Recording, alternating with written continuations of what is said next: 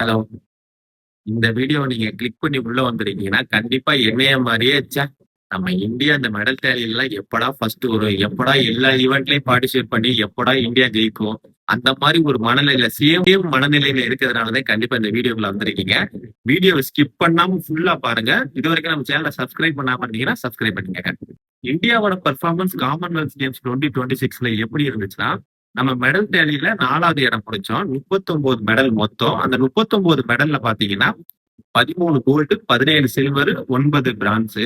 இந்த மொத்தமா இருக்க 39 மெடல்ல இருந்து 10 மெடல் மட்டும் நம்ம பாக்ஸிங்ல இருந்து வந்தது.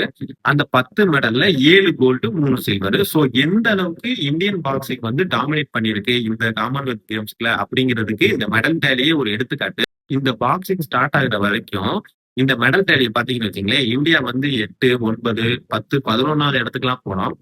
எப்போ நம்ம வந்து பாக்ஸிங் ஸ்டார்ட் ஆக ஆரம்பிச்சோ, நம்ம அப்படியே படிப்படியா வந்து 4வது இடத்துக்கு வந்தோம். சோ இந்த பாக்ஸிங் மட்டும் இல்லாம இருந்திருந்தா, நம்ம இந்தியா ரொம்ப ரொம்ப பரிதாப நிலைமைக்கு போயிருக்குங்க கண்டிப்பா.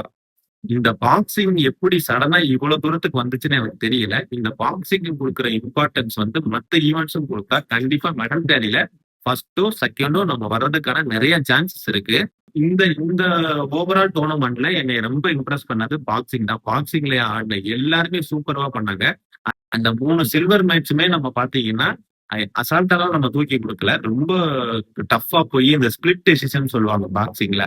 அது வந்து எப்படி வேணா போலாம். ஆப்போனன்ட்க்கு போலாம், நமக்கு போலாம். அந்த 3 பாக்ஸிங்ல மட்டும் நமக்கு சாதகமா வரல. மத்தபடி அவங்களுமே நல்லா பெர்ஃபார்ம் பண்ணாங்க. பாக்ஸிங் அடுத்துட்டு நீங்க வெளியில வந்தீங்கன்னா, வெயிட் லிஃப்டிங்ல கொஞ்சம் நமக்கு மெடல் கிடைச்சது. இப்போ வந்து அத்லெட்டிக்ஸ்ல வந்தோம்னா, அத்லெட்டிக்ஸ்ல நான் நெறையவே எக்ஸ்பெக்ட் பண்ணேன். ஆனா நமக்கு என்னமோ javelin, triple jump, high jump, long ஜம்ப்ல மட்டும் தான் மெடல் கிடைச்சது. பட் ஒரு ஈவென்ட் ஒரு ஒரு 2 ஈவென்ட் வந்து பர்ட்டிகுலரா என்னைய ரொம்ப இம்ப்ரெஸ் பண்ணுச்சுன்னு சொல்லலாம்.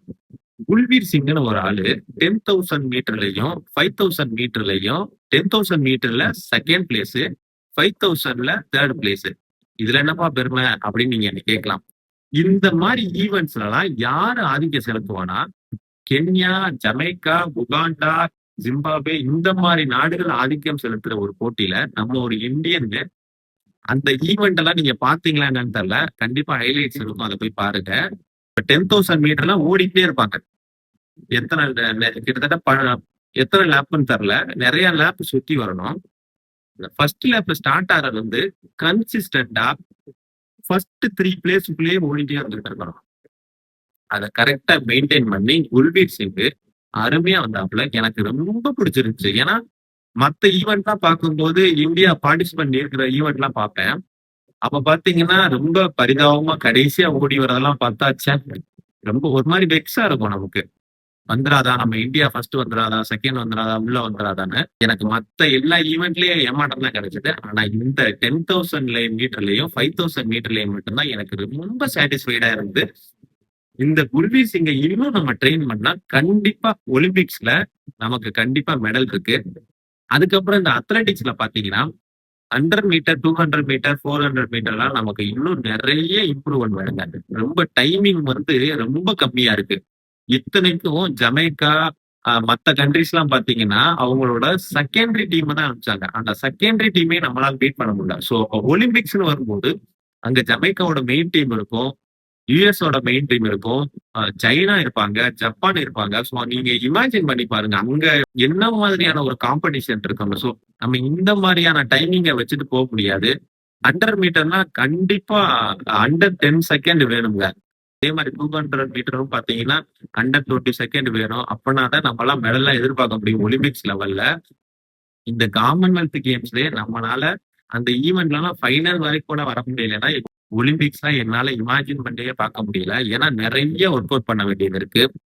அதுக்கப்புறம் பார்த்தீங்கன்னா, நெறைய ஈவென்ட்ல இந்தியாவே காணோம்.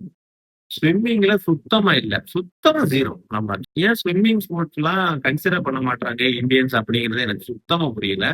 அதுக்கு அடுத்து பார்த்தீங்கன்னா, இந்த சைக்கிளிங் ஈவென்ட்லயும் நம்மள காணோம். ஜிம்னாஸ்டிக்ல காணோம் நம்மள.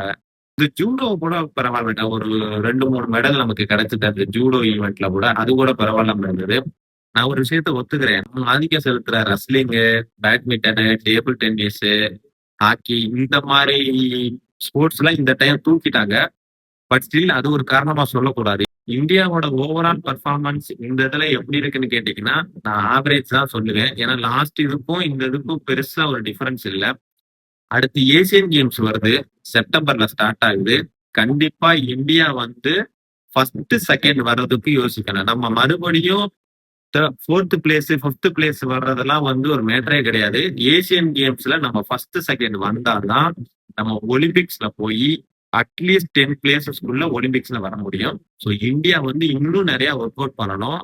ஸ்போர்ட்ஸுக்கு நிறைய இம்பார்ட்டன்ஸ் கொடுக்கணும். கவர்மெண்ட் நிறைய இன்ஃப்ராஸ்ட்ரக்சர் டெவலப் பண்ணணும். என்னைக்கு நம்ம வந்து ஸ்போர்ட்ஸ்ல ஒரு கெரியர் இருக்கு அப்படின்னு நினைக்கிறோமோ அன்னைக்கு தாங்க முன்னேறும். அது வரைக்கும் இப்படிதான்.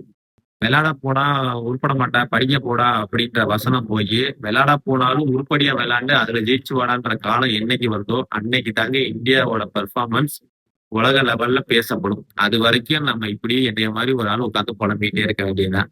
நீங்க இந்த காமன்வெல்த் கேம்ஸ பார்த்திருந்தீங்கன்னா உங்களோட ஒப்பீனியனை கமெண்ட்ல ஷேர் பண்ணிட்டு போங்க. இந்தியன் ஸ்போர்ட்ஸ வந்து அடுத்த கட்டத்துக்கு எடுத்துட்டு போறதுக்கு உங்ககிட்ட ஏதாவது ஐடியா இருந்தாலும் கமெண்ட்ல சொல்லிட்டு போங்க. மறக்காம நம்ம சேனலுக்கு ஒரு சப்ஸ்கிரைப் பண்ணிக்கோங்க.